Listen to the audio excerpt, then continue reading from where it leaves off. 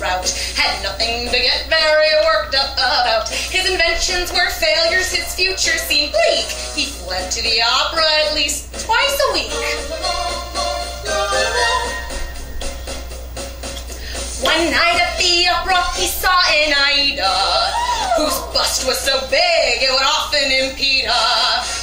Bug-eyed, he watched her fall into the pits, done in by the weight of those terrible tits. Oh my God, there she goes. Aerodynamically, this girl was a mess.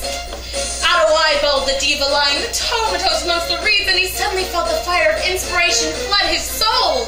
He ran back to his workshop where he fussed and fussed and fussed. Olado Titsling had found his quest to lift and mold the female breast, to point the small ones to the sky, to keep the big ones high and dry.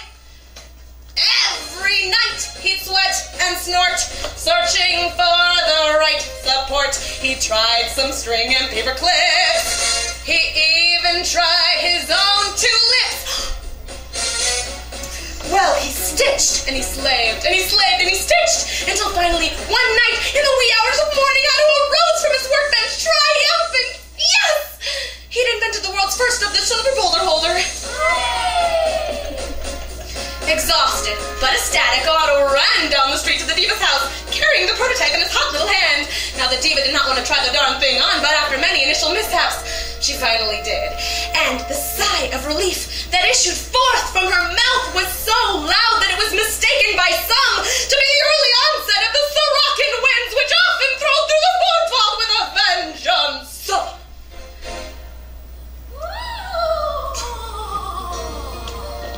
But little did Otto know that at the moment of his greatest triumph, lurking under the diva's bed was none other than the very worst of the French patent thieves, Philip de Brassiere. And Phil was watching this scene with a great deal of interest.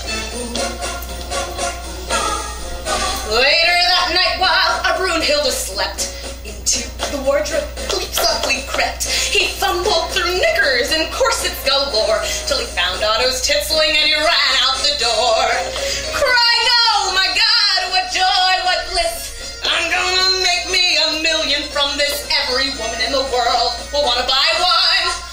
I will have all the goods manufactured in Taiwan." That's a great idea. The result of this swindle is pointedly clear. Do you buy a titsling, or do you buy a brassiere?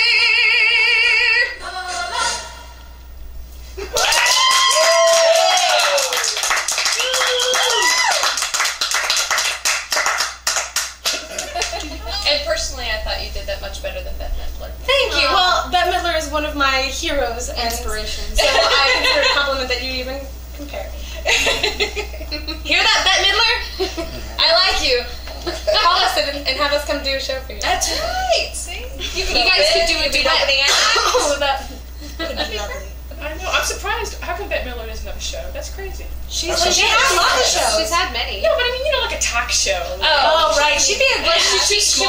She was on that one where the 4 ladies kind of bicker in the morning. Oh, she's on with you. I didn't know that name of that show. The 4 ladies and Whoopi. Whoopi Goldberg, where are you? I am a lawyer. She hasn't called. Whoopi hasn't called. I know. She owes us a call. She does. She does owe us a call. She will. Someday. She will. Okay, Hold on. One more day. We're waiting for you. Hold on. It'll happen. So, Simone was asking during the break, because Simone always asks questions during the break, and then we can't get back to them. You remembered this time. But I remembered this time, which never happens. So, you wanted to know the difference between burlesque and Cabaret. Cabaret. Cabaret. So, what's the difference between burlesque and cabaret? Well, first off, our troupe actually does both. So, cabaret, for instance, tomorrow night we are performing a cabaret show at Frisco's Diner in Long Beach. It's free for anybody who wants to come. Fabulous. The show starts at 10 p.m. The difference between cabaret and burlesque. Well, cabaret doesn't have stripping in it, or striptease in it. It has some aspects of it, but for the most part, it's got seductive. It's sexually suggestive for the most part. It's got a lot of double entendre. there's a lot more vocal stuff done. It's more about the performance aspect without having to take the costume pieces off. I mean, it's sexually suggestive without actually having to take that extra step to make it striptease. You start wearing less, but you leave it on. Yeah. It's very much like that, yeah.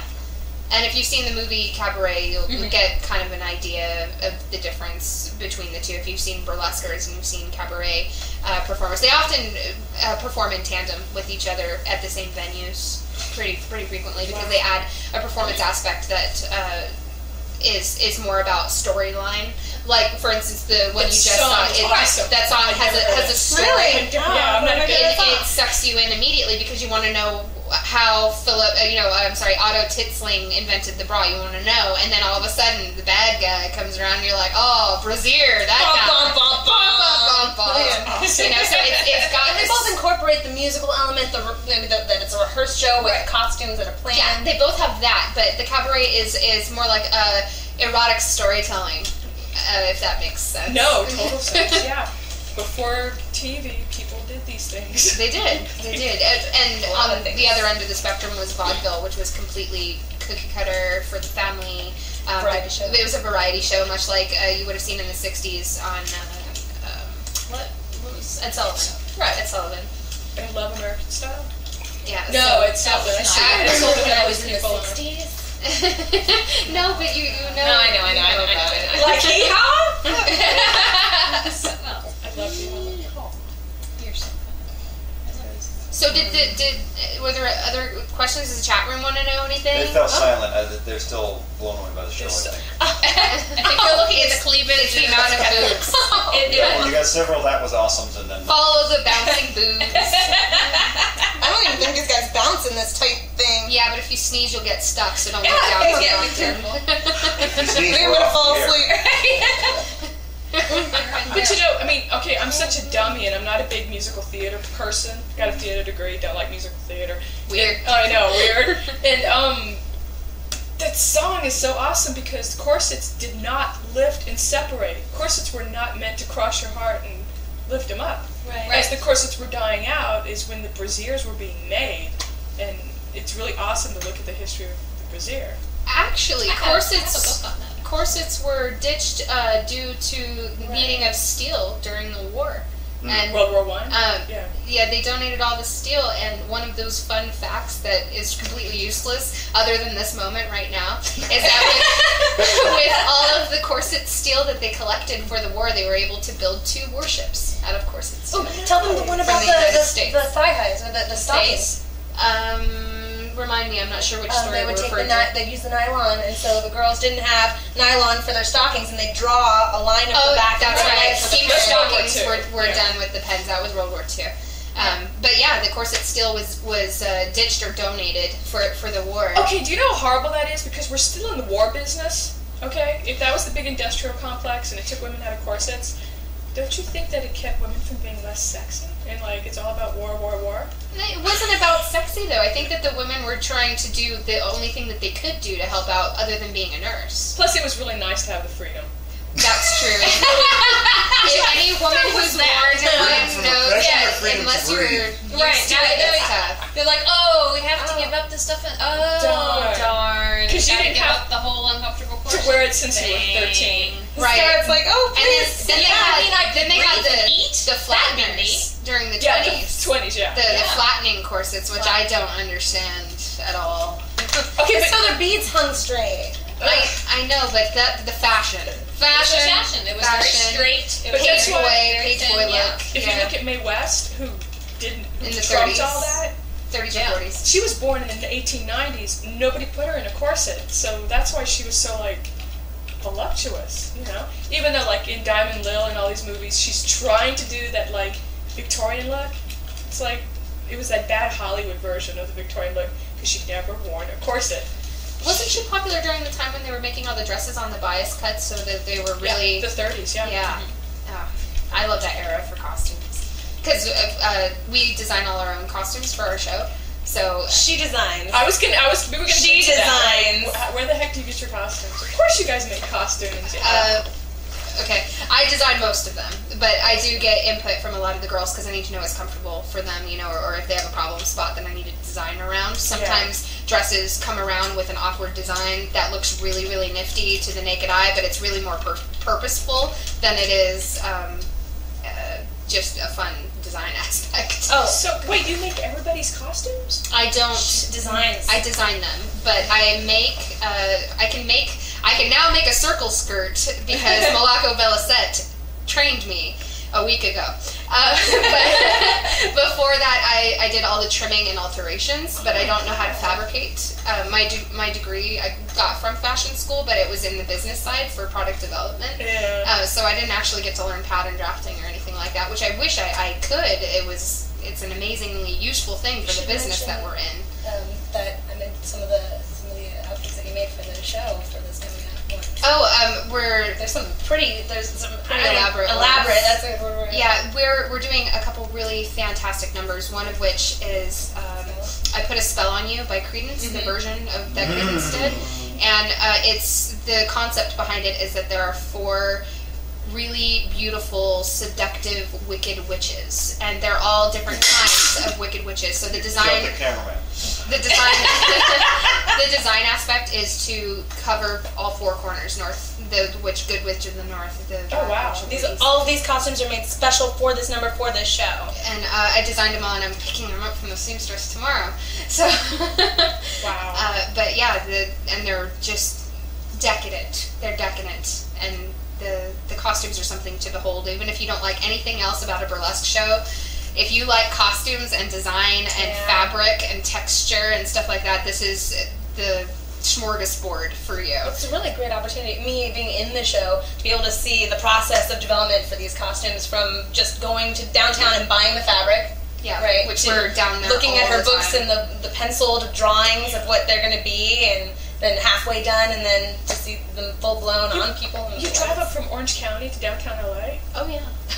She drives further. How have we not seen each other? I actually drive to Ukaipa to our seamstress. Okay. So Yeah. I drive all over the darn That's place. is good apples dedicated. over there. But you know, it's really difficult to find a seamstress who can make a corset that fits correctly. Right. So because I have one that is amazing, I am loyal to a T for the most part for her because she's got the shape that I'm looking for. It's And- like jeans and bras. If her fit model and her patterns work for you, then you Yes. gotta do it. yeah, yes. Nah, Simone could be here. I don't know. Someone could take her down. I've only seen pictures of your work, but it's so Oh, we beautiful. are- I wanted to we've get been in touch talking, with you yeah. before. We got 3 here. We'll have to, Well, later on, you'll have to show me your stuff. Well, you know what? Come back for sure. And you know, if we don't ever cross paths after the show, come back again, and then I will be sure to bring some. Well, I'm really hoping that you guys can come down to the show next week on Friday and Saturday in Brea at the I might Curtis be Theater. working. I don't know. Well, I'm going to be working, just working really hard to entertain you. So maybe you should just come sit in the audience and enjoy the beauty You and know the what? spectacle. I'll have my miner's light on, and I'll sit and hand sew while I watch you guys. There's a spot for you in the back already. Yeah. You know, it's funny that you should say that. I have a couple artists that are coming to the show.